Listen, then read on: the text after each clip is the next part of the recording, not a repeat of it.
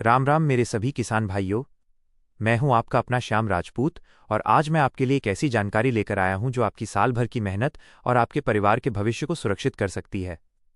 किसान भाइयों, हम सब जानते हैं कि खेती करना आज के समय में कितना जोखिम भरा काम हो गया है। हम खेत तैयार करते हैं, खाद बीज का इंतजाम करते हैं, कर्ज लेते हैं और अपनी पूरी पूंजी मिट्टी में लगा देते हैं। हम दिन रात मेहनत करके फसल को पालते हैं, लेकिन जब फसल कटने का समय आता है तब कभी बेमौसम बारिश सब कुछ बर्बाद कर देती है, तो कभी अचानक गिरने वाले ओले हमारी उम्मीदों पर पानी फेर देते हैं। क्या हम इस बर्बादी को रोक सकते हैं? शायद नहीं, क्योंकि प्रकृति हमारे हाथ में नहीं है। लेकिन क्या हम इस आर्थिक नुकसान से खुद को बचा सकते हैं? जी हाँ, बिल्कुल बचा सकते हैं। और इसीलिए आज मैं श्याम राजपूत आप सभी के बीच प्रधानमंत्री फसल बीमा योजना PMFBY की एक छोटी बड़ी जानकारी लेकर आया हूं। आज का ये वीडियो थोड़ा लंबा जरूर होगा, लेकिन मैं वादा करता हूं कि अगर आपने इसे अंत तक देख लिया तो आपको किसी और से कुछ पूछने की जरूरत नहीं पड़ेगी। वीडियो शुरू करने से पहले मेरा एक छोटा सा निवेदन है, हमारे इस चैनल को अभी सब्सक्राइब करें, क्योंकि यहाँ हम सिर्फ किसानों की बात करते हैं। और कमेंट में तुरंत लिखकर बताएं कि क्या आपने अभी तक अपनी फसल का बीमा करवाया है या नहीं। अगर करवाया है तो किस फसल का करवाया है, हमें ज़रूर बताएं। भाइयों, सबसे पहले बात करते हैं कि इस साल रबी 2025-26 के लिए सरकार ने क्या तैयारी की है। प्रधानमंत्री फसल बीमा योजना और मौसम आधारित फसल बीमा योजना के तहत नामांकन शुरू हो चुके हैं। भारत सरकार ने इस बार यह सुनिश्चित किया है कि कोई भी किसान जानकारी के अभाव में पीछे न छूटे। रबी के इस सीजन में आपको अपनी फसलों के लिए केवल 1.5% प्रीमियम देना है। सोचिए, अगर आपकी फसल की कीमत 1 लाख रुपए है तो आपको अपनी जेब से सिर्फ 1500 रुपये देने हैं। बाकी का पूरा पैसा सरकार भरेगी। ये दुनिया की सबसे सस्ती और सबसे बड़ी बीमा योजनाओं में से एक है। इसकी आखिरी तारीख 31 दिसंबर 2025 तय की गई है। मैं बार बार कह रहा हूं कि अंतिम समय का इंतजार मत कीजिएगा, क्योंकि आखिरी दिनों में पोर्टल पर लोड बढ़ जाता है और कई किसान भाई आवेदन करने से चूक जाते हैं। अब विस्तार से उन फसलों की बात करते हैं जिन्हें आप इस योजना में कवर करा सकते हैं। रबी सीजन में सबसे मुख्य फसल होती है गेहूं।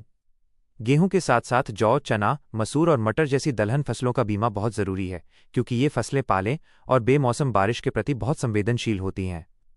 इसके अलावा तिलहन फसलों में सरसों और तोरिया का बीमा तो अनिवार्य रूप से करवाना चाहिए। सरसों की फसल में अक्सर कीटों का हमला होता है या ठंड के दिनों में पाला मारने से पैदावार आधी रह जाती है। ऐसे समय में बीमा ही आपका सच्चा साथी होता है। इसके साथ ही कई राज्यों में बागवानी फसलों जैसे कि आलू, प्याज, लहसुन और धनिया को भी इस योजना में जोड़ा गया है। अगर आप औषधीय खेती या फूलों की खेती कर रहे हैं तो अपने जिला कृषि अधिकारी से जरूर पूछें कि क्या आपकी फसल अधिसूचित है। अधिसूचित होने का मतलब है कि सरकार ने आपके इलाके में उस फसल के लिए बीमा कंपनी को अधिकृत कर दिया है। अब मैं आपको बताता हूं कि ये बीमा काम कैसे करता है और आपको पैसा कब कब मिलता है। कई किसानों को लगता है कि बीमा सिर्फ तभी मिलता है जब पूरी तहसील में फसल खराब हो जाए, लेकिन ऐसा नहीं है। यह योजना अब बहुत बदल चुकी है। यह आपको 4 अलग अलग स्थितियों में पैसा देती है। पहली स्थिति है बुवाई में रुकावट। मान लीजिए आपने बीज खरीद लिया, खाद का इंतजाम कर लिया, लेकिन अत्यधिक बारिश या सूखे की वजह से आप खेत की बुवाई ही नहीं कर पाए। ऐसी स्थिति में अगर आपके इलाके के 25% से ज़्यादा किसान बुवाई नहीं कर पाए हैं तो बीमा कंपनी आपको बीमित राशि का 25% भुगतान तुरंत कर देती है। दूसरी स्थिति है खड़ी फसल का नुकसान। बुवाई के बाद से लेकर कटाई के पहले तक अगर सूखा पड़ता है, बाढ़ आती है, जलभराव होता है, कीटों का बड़े पैमाने पर हमला होता है या प्राकृतिक बिजली गिरती है तो आपकी पूरी फसल का सर्वे किया जाता है और नुकसान के आधार पर क्लेम दिया जाता है। तीसरी और सबसे महत्वपूर्ण स्थिति है स्थानीय आपदाएं। इसमें व्यक्तिगत खेत का सर्वे होता है। मान लीजिए पूरे गांव में सब ठीक है, लेकिन सिर्फ आपके खेत में ओले गिर गए या बादल फटने से आपकी मिट्टी और फसल बह गई या फिर भूस्खलन हो गया। ऐसी स्थिति में आपको नुकसान के 72 घंटे के भीतर सूचना देनी होती है और बीमा कंपनी का नुमाइंदा आकर आपके खेत का व्यक्तिगत सर्वे करता है। चौथी स्थिति है कटाई के बाद का नुकसान। हमारे कई किसान भाई फसल काटकर उसे 10-12 दिन तक खेत में सूखने के लिए छोड़ देते हैं। अगर फसल कटने के बाद और बंडल बनाने के 14 दिनों के भीतर चक्रवात या बेमौसम बारिश हो जाए तो भी आपको पूरा मुआवजा मिलता है। ये सुरक्षा चक्र आपको कर्ज के जाल से बचाने के लिए बनाया गया है। पंजीकरण की प्रक्रिया भी अब बहुत आसान हो गई है। आप अपने गांव के नज़दीकी कॉमन सर्विस सेंटर CSC पर जा सकते हैं।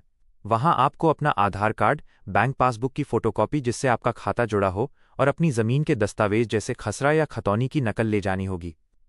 साथ ही एक बुवाई प्रमाण पत्र भी चाहिए होगा जो पटवारी या ग्राम प्रधान दे सकते हैं। अगर आप बैंक के ऋणी किसान हैं तो आपका बीमा बैंक खुद कर देता है, लेकिन फिर भी मेरी सलाह है कि आप एक बार बैंक जाकर पुष्टि जरूर कर लें कि आपकी फसल का नाम और रकबा सही चढ़ा है या नहीं। अगर आप खुद मोबाइल चलाना जानते हैं तो क्रॉप इंश्योरेंस ऐप डाउनलोड करें। वहां आप घर बैठे खुद अपनी फसल का फोटो खींचकर और जानकारी भरकर बीमा करा सकते हैं।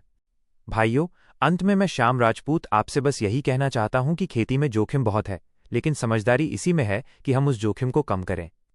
31 दिसंबर 2025 की तारीख को अपने दिमाग में बैठा लीजिए। यह वीडियो केवल जानकारी देने के लिए नहीं है, बल्कि ये एक मिशन है। मैं चाहता हूं कि कोई भी किसान भाई इस साल अपनी मेहनत की कमाई को कुदरत की मार के कारण बर्बाद होता न देखे। इस वीडियो को इतना शेयर कीजिए कि देश के हर किसान के मोबाइल तक यह जानकारी पहुंच जाए। याद रखिए, फसल बीमा कराओ, सुरक्षा कवच पाओ। अगर आपके मन में कोई भी शंका है तो टोल फ्री नंबर 14447 पर कॉल करें या मुझे कमेंट में पूछें। जाने से पहले चैनल को सब्सक्राइब करना मत भूलिएगा। मैं हूं आपका दोस्त श्याम राजपूत। फिर मिलूंगा एक नई और जरूरी जानकारी के साथ। जय जवान जय किसान।